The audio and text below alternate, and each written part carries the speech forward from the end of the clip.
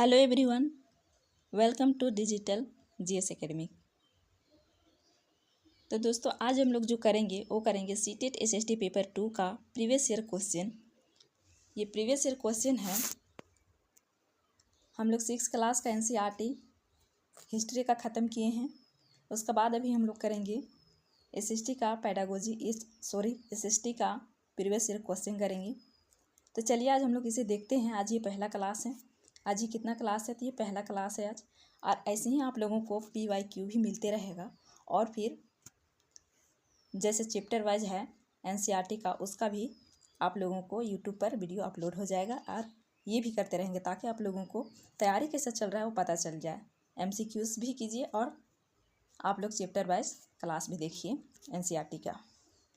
तो चलिए स्टार्ट करते हैं। स्टार्ट करने से पहले जो चैनल का सब्सक्राइब नहीं किए चैनल को सब्सक्राइब कर लीजिएगा। ऐसा वीडियो आप लोगों को हमेशा मिलते रहेगा और जीके जीएस के लिए, अदर एग्ज़ाम के लिए भी बहुत ही इम्पोर्टेंट हो जाएगा। ठीक है, तो चलिए स्टार्ट करते हैं। तो यहाँ पर देखिए फर्स्ट क्वेश्चन क्या है। तो फर्स्ट क्वेश्चन है कि पृथ्वी की सबसे आंतरिक परत मुख्यतः बनी है। मतलब ये कह रहा है कि पृथ्वी जो है वो जो अंतिम है, जो मतलब एकदम अंदर है, वो किस चीज़ से बनी हुई है। तो एम है सिलिका एवं लोहे से, और बीम है निकेल एवं लोहे से, और सीम है निकेल एवं एल्यूमिना से, और डीम है सिलिका एवं एल्यूमिना से। तो इसका जो सही हो जाएगा वो कौन सा हो जाएगा? तो आप यहाँ पर देखिए, ये है पृथ्वी। पृथ्वी भी एक प्याज की तरह है दोस्तों। जैसे ये प्याज है तो प्याज के ऊपर एक लेयर होता है, इसी तरह से पृथ्वी भी एक लेयर की तरह है। ठीक है, आप यहाँ पर अच्छे से देख सकते हैं। ये क्या है जो ऊपर है, वो ऊपर वाला क्या है? तो ये क्या चीज़ है? तो ये भूपर्पट्टी से कहते हैं। और ये ज़्यादा दूर तक फैला हुआ नहीं है, बल्कि ये कितने किलोमीटर तक है भूपर्पट्टी? तो 35 किलोमीटर तक है। कितने? तो 35 किलोमीटर तक है। ठीक है, और इसका नाम क्या है? तो भूपर्पट्टी नाम है। उसका बाद फिर मेंटल, ये जो रेड दिखाई दे रहा है वो मेंटल है। ये कितने दूर तक फैला हुआ है? तो ये मेंटल फैला हुआ है 2900 किलोमीटर तक। कितना? तो 2900 किलोमीटर तक ये फैला हुआ है। ठीक है, 2900 किलोमीटर तक। और ये हो गया बाह्य क्रोड और ये आंतरिक क्रोड। तो यहाँ पर जो क्वेश्चन बन रहा है वो आंतरिक क्रोड किससे बना हुआ है, ये चीज़ पूछा जा रहा है। ठीक है, तो आंतरिक क्रोड किस चीज़ से बना हुआ है? किस चीज़ से बना हुआ है दोस्तों? तो आंतरिक क्रोड बना हुआ है निकेल और लोहे से बना हुआ है। ये जो पीला दिखाई दे रहा है ना, इसके बारे में बात हो रहा है। ठीक है, तो इस चीज़ किस चीज़ से बना हुआ है? तो आंतरिक क्रोड बना हुआ है लोहे और निकेल और लोहे से बना हुआ है। ठीक है, लोहे और निकेल से बना हुआ है, जो कि हम लोगों को कौन सा ऑप्शन में है? तो ये कौन सा ऑप्शन में है? तो बी ऑप्शन में है। कौन ऑप्शन में है? तो बी ऑप्शन में है। तो इसका राइट ऑप्शन क्या हो जाएगा? तो बी हो जाएगा। अब यहाँ पर देखिए पर्पटी किस से बना है? तो सिलिका और एल्यूमिनियम से बना है। किससे? ये पर्पटी जो है ना ऊपर वाला, वो किस चीज़ से बना है? तो सिलिका और एल्यूमिनियम से बना हुआ है। ठीक है, तो चलिए अब हम लोग नेक्स्ट क्वेश्चन पे चलते हैं। नेक्स्ट क्वेश्चन क्या है? तो ये नेक्स्ट क्वेश्चन है कि निम्नलिखित में से कौन सा एक केवल तटीय क्षेत्रों में अत्यधिक विनाश कर सकता है? सिर्फ तटीय क्षेत्रों में विनाश कर सकता है। तो कौन कर सकता है? तो एम है सुनामी, बीम है भूकंप, और सीम है ज्वालामुखी, और डीम है ज्वार भट्टा। तो बताइए, जहाँ पर तटीय क्षेत्र है वहाँ पर भी विनाश कर सकता है, तो वो कौन सा हो जाएगा? तो इसका जो सही आंसर हो जाएगा वो कौन हो जाएगा?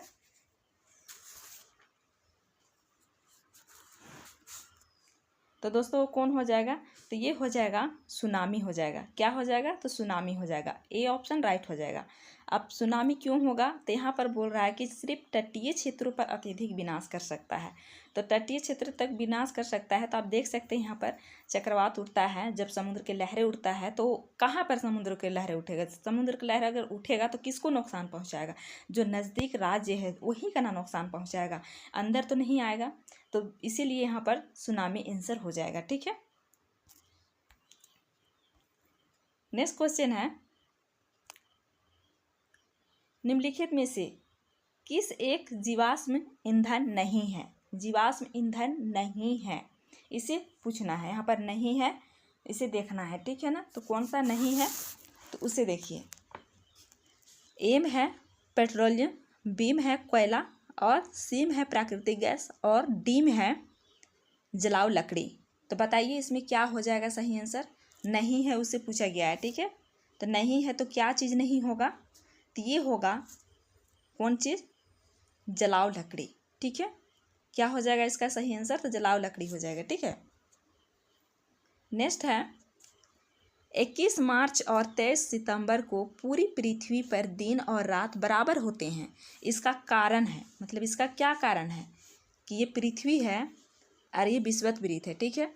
लेकिन इधर का भाग भी और इधर का भाग भी, दोनों तरफ का भाग क्या है, रात और दिन बराबर है। कब, तो 21 मार्च को और 23 सितंबर को पूरी पृथ्वी पर, एक जगह नहीं बल्कि पूरी पृथ्वी पर बराबर रात और दिन है। तो इसका क्या कारण हो सकता है, तो चलिए हम लोग ऑप्शन देखते हैं। तो ऑप्शन में पता चल जाएगा क्या कारण हो सकता है, ठीक है। तो एम है कि सूर्य की किरणें विषुवत पर सीधी पड़ती है और इस स्थिति में कोई भी ध्रुव सूर्य की ओर झुका नहीं होता है। क्या होता है, सूर्य की ओर झुका नहीं होता है।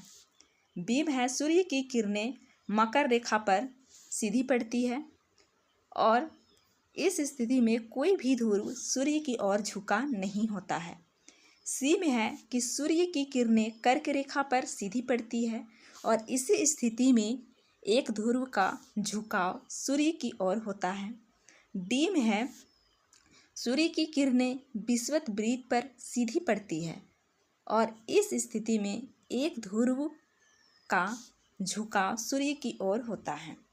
तो बताइए इसका जो सही आंसर हो जाएगा वो क्या होगा। तो क्या हो जाएगा, तो ये इसका आंसर जो हो जाएगा वो इसका आंसर हो जाएगा ए ऑप्शन। देखिए सूर्य की किरणें विषुवत पर सीधी पड़ती है और इस स्थिति में कोई भी ध्रुव सूर्य की ओर झुका नहीं होता है। क्या होता है, सूर्य की ओर झुका नहीं होता है। जैसे ये है पृथ्वी और ये है विषुवत और ये है क्या, सूर्य। क्या है, ये सूर्य है, ठीक है। अगर सूर्य यहाँ पर सीधे पड़ रही है तो ये सूर्य सीधे पड़ रही, तो ये क्या है, झुका हुआ कहीं नहीं है। तो इसीलिए इसका दिन और रात दोनों तरफ क्या है, बराबर है। कब, तो 21 मार्च और 23 सितंबर को। क्या, 21 मार्च और 23 सितंबर को, ठीक है। और 21 मार्च को वसंत विषुव कहते हैं। क्या कहते हैं इसे, 21 मार्च को वसंत विषुव कहते हैं। और फिर जो 23 सितंबर है उसे शरद विषुव कहते हैं। क्या कहते हैं, तो शरद विषुव कहते हैं, याद रखेंगे, ठीक है। शरद विषुव कहते हैं इसे और वसंत विषुव कहते हैं 21 मार्च को, ठीक है।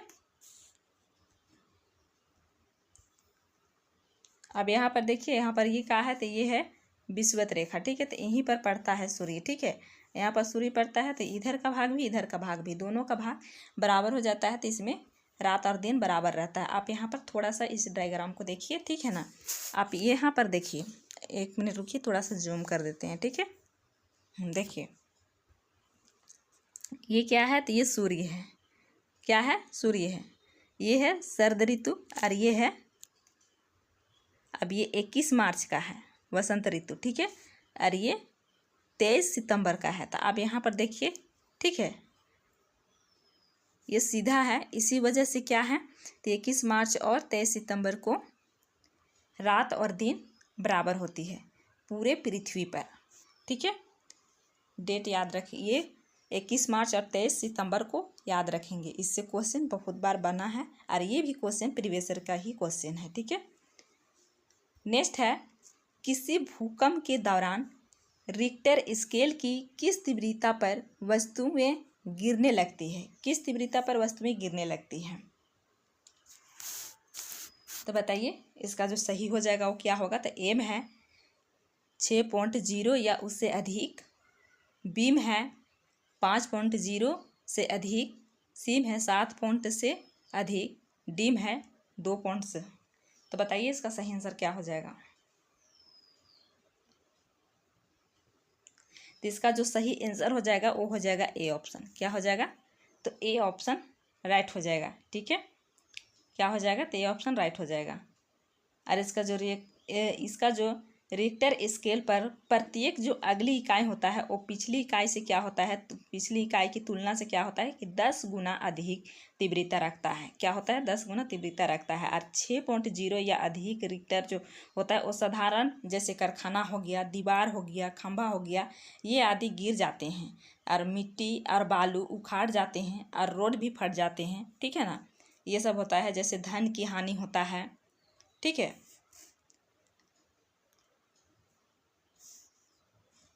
चलिए हम नेक्स्ट क्वेश्चन पर चलते हैं। इसका आंसर हो जाएगा ए ऑप्शन, ठीक है। नेक्स्ट है, निम्नलिखित में से कौन सी एक आकृति नदी के निक्षेपण का कार्य का परिणाम है। मतलब नदी किस चीज़ से बनता है, ठीक है ना। तो ये कौन सा है, तो विसर्प है, बाढ़ कृति मैदान है, चाप झील है, जलप्रपात है। तो बताइए इसका जो सही आंसर होगा वो क्या होगा। तो इसका जो सही आंसर हो जाएगा दोस्तों वो क्या हो जाएगा, तो वो हो जाएगा क्या चे, तो बी ऑप्शन इसका राइट हो जाएगा, ठीक है। बाढ़ कृति मैदान क्या हो जाएगा, तो बाढ़ कृति मैदान हो जाएगा। आप देख सकते हैं यहाँ पर, ठीक है, ये है बाढ़ कृति मैदान। 1 मिनट थोड़ा सा जूम करते हैं, ठीक है। देखिए ये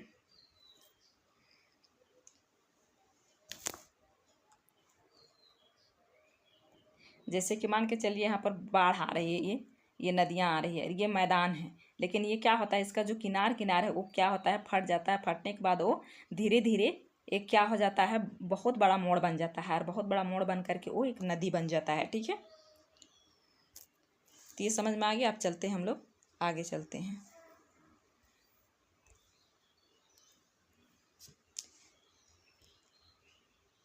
बेरिंग जल डमरू मध्य पानी को संकरा भाग से जोड़ता है। मतलब किस महासागर से जोड़ता है बेरिंग जल डमरू मध्य, ठीक है। एम है प्रशांत महासागर और अटलांटिक महासागर, बी में है अटलांटिक महासागर और हिंद महासागर, और सी में है आर्कटिक महासागर और प्रशांत महासागर, और डी में है हिंद महासागर और प्रशांत महासागर। तो बताइए इसका जो सही आंसर हो जाएगा वो क्या हो जाएगा। तो बेरिंग जल डमरू मध्य कहाँ स्थित है, तो आप यहाँ पर थोड़ा सा डायग्राम में देखिए। यहाँ पर ये अच्छा से तो नहीं दिखेगा, लेकिन थोड़ा सा आप देख सकते हैं, ठीक है ना। ये यहाँ पर इसको अलग से चित्र नहीं डाले हैं, इसीलिए नहीं दिख रहा है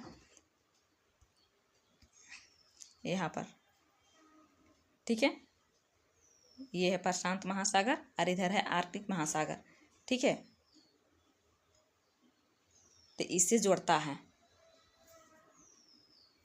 तो इसका आंसर क्या हो जाएगा, तो इसका आंसर हो जाएगा सी ऑप्शन, आर्कटिक महासागर और प्रशांत महासागर को बेरिंग जल डमरू मध्य का संकरा भाग जो है वो जोड़ता है, ठीक है। और ये संकरा भाग ये क्या चीज़ होता है, तो जैसे कि जोड़ने वाला काम होता है। जैसे कि ये बहुत बड़ा क्या है, तो ये समुंदर है, और ये भी बहुत बड़ा समुंदर है, लेकिन यहाँ पर एक छोटा सा छल्ली सा एक नहर है, ठीक है। और ये नहर क्या कर रहा है, दोनों जल को ये जोड़ रहा है, इसे जल संधि कहते हैं। और जैसे स्थल का भी होता है, तो स्थल का है ये बहुत बड़ा क्या है, स्थल है, और ये भी बहुत बड़ा स्थल है। और यहाँ पर एक छोटे से संकरे से एक छल्ली से एक थोड़ी सी ज़मीन है, ठीक है। और ये ज़मीन क्या कर रहा है, इसको और इसको जोड़ रहा है, ठीक है। तो इसे स्थल संधि कहते हैं। तो यहाँ पर बेरिंग जल डमरू मध्य किस संकरे भाग को जोड़ रहा है, तो ये आर्कटिक महासागर और प्रशांत महासागर को जोड़ रहे हैं। तो ये सी ऑप्शन क्या हो जाएगा, तो राइट हो जाएगा, ठीक है। चलते हैं नेक्स्ट क्वेश्चन में। नेक्स्ट क्वेश्चन क्या है, विशेष रूप से निर्मित तालाबों और पोखरों में मत्स्य पालन को जाना जाता है। तो मत्स्य पालन को क्या क्या करके जाना जाता है, तो बताइए इसको क्या क्या, जो तालाबों और पोखरों में मत्स्य पालन को किस नाम से जाना जाता है। तो ए में क्या है, तो पिसीकल्चर है, बी में क्या है, तो विटीकल्चर है, और सी में क्या है, तो हॉर्टिकल्चर है, डी में सेरिकल्चर है। तो इसका जो सही आंसर हो जाएगा वो क्या हो जाएगा,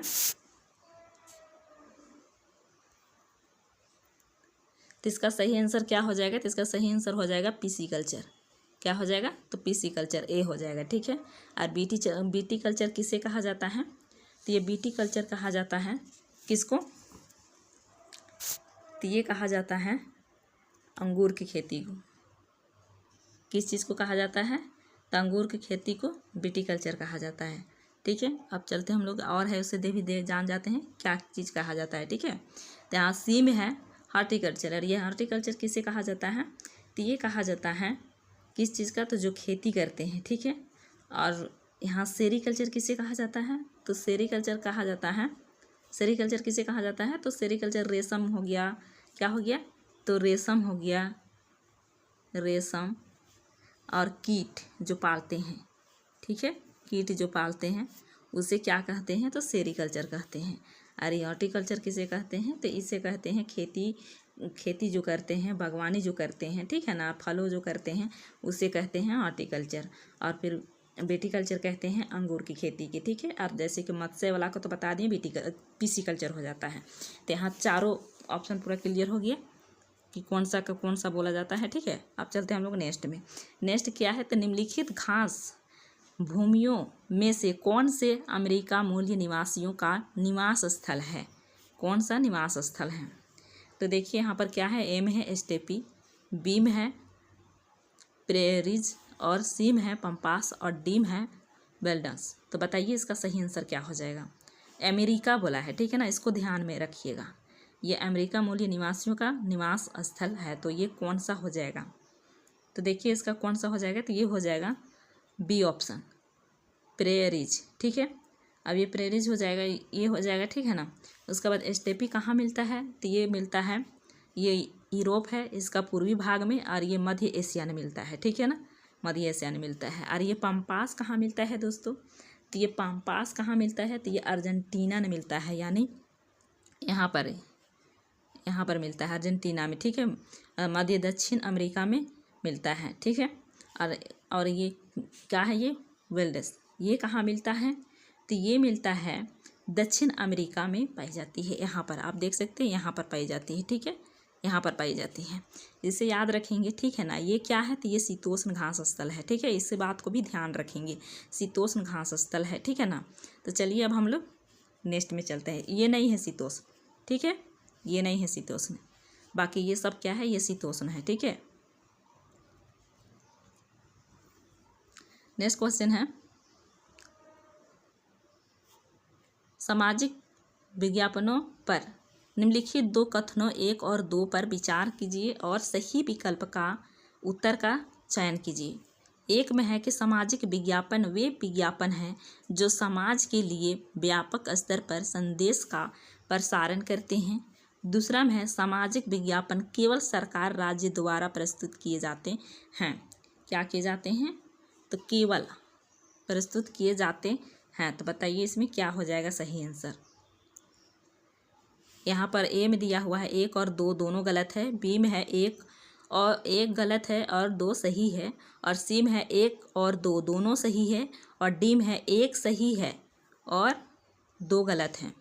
तो बताइए इसमें कौन सा सही है और कौन सा गलत है। ठीक है, इसे फिर से देखिए और सही करने की कोशिश कीजिए, ऐसे ही क्वेश्चन बनता है दोस्तों। ठीक है ना, जैसा पैटर्न रहता है सीटेट का तो वही पैटर्न है, बल्कि ये PYQ है, तो प्रीवियस ईयर का ही क्वेश्चन है ये। ठीक है, तो यहाँ पर बोला जा रहा है कि सामाजिक विज्ञापन वे विज्ञापन है जो समाज के लिए व्यापक स्तर पर संदेश का प्रसारण करते हैं। ये बिल्कुल राइट है। क्या करते हैं, जो सामाजिक विज्ञापन है, ये विज्ञापन जो है ये समाज के लिए व्यापक स्तर पर ये संदेश का प्रसारण करते हैं। ये बिल्कुल राइट है।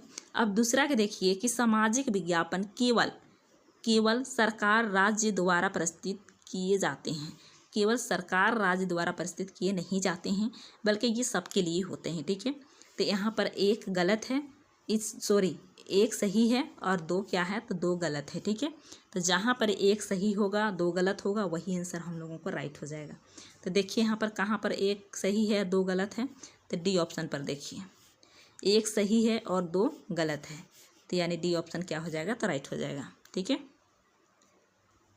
नेक्स्ट चलते हैं। नेक्स्ट क्या है दोस्तों, तो नेक्स्ट में है कि जनपद पंचायत के अंतर्गत।